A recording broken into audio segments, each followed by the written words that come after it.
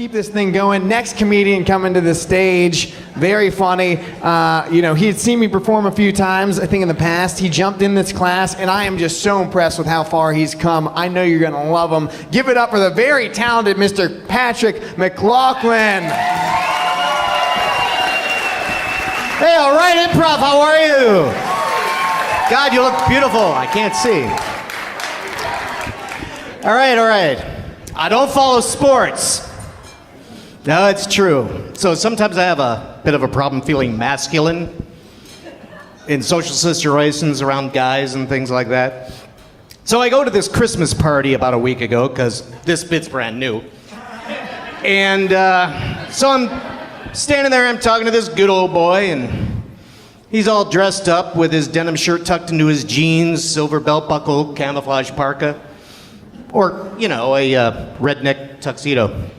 Anyway, so we're going through the conversation. He just stops and looks at me and goes, "You mind if I ask you a question?" "No, go ahead." "You swing for both sides of the team once in a while?" And my first reaction was, hell no. Why would you ask that? Was it my Daisy Dukes, my dog collar? I mean, hell, man, didn't you see the beautiful woman I came in with tonight? "I thought that was your sister." No, it wasn't my sister. It was my mom. But she is great arm candy. So anyway, I do. Sometimes I feel like I'm, a bit feminine, I guess. I don't know. While other guys are standing around talking about football, I'm sitting there going, did I remember to DVR Antique Roadshow? Is there a really good recipe for lobster bisque on Pinterest? And why isn't Hugh Jackman in more musicals? I mean, why? The guy's enchanting. I love him. Wolverine. Anyway, I like women. I really do. It's true. Anyway, I'm on a date about a week ago because, this bit's brand new. And I invite her over, and I've got a roommate, and it's really hard dating when you have roommates, if you know what I mean, because you're on top of each other and everything. Anyway, so we go inside, and I open up a bottle of wine. I'm trying to be nice and charming. We move over to the sofa, and we pour the wine, and we clink our glasses, and all of a sudden I hear, "Patrick?" "Yeah, Patrick, is that you?" "Yeah, right here." So in comes lumbering in my roommate, drunk as hell, full-on Porky Pig. For those of you who don't know, full-on Porky Pig is just a t-shirt, no pants. So he's lumbering in the room, and just lovely, don't you think? Just lumbering in the room, and he's got his hand clenched over his t-shirt, covering his Oscar Mayer wiener. And in the other hand, he's wielding a gun. And all I could do was think to myself, is God, you're a horrible father. Oh, God. Parents are embarrassing, don't you think?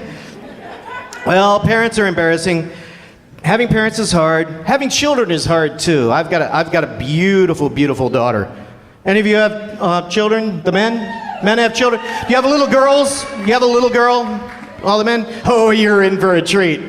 Now I have a beautiful little girl. She's all grown up. I still think of her as a little 7-year-old. She's just beautiful. Just say she's a little 7-year-old. I just think of reading to her at night and watching cartoons with hot cocoa. We're still watching cartoons now, but the hot cocoa's turned into booze. And so anyway, I just have a hard time going out with her now because I have to qualify myself as being the dad and not the date when we go out. Because guys will think nothing about blatantly running up to her, hitting on her just right in front of me, and I have to go like, "Hi, I'm the dad. Dad here. Right here, Dad." And it's really hard to be intimidating when you're wearing dog collar and Daisy Dukes. So it's crazy.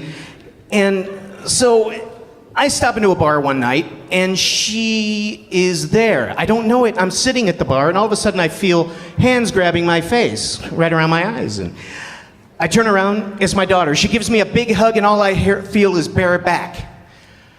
And I pull her away, and she's wearing this crazy two-piece number, and all I could go is, God, what are you wearing? It's low cut and everything. And she goes, you like it? It's vintage. Yeah, vintage, because you should have been wearing it when you were 7. Oh my God, and I turn my head, I look over, and there's these 2 apes staring at her, drooling, and I have to throw them the what are you looking at stare. And it's really hard to be intimidating when you look like Uncle Fester at the Apple store. And so it goes. And that's my time. Thank you very much.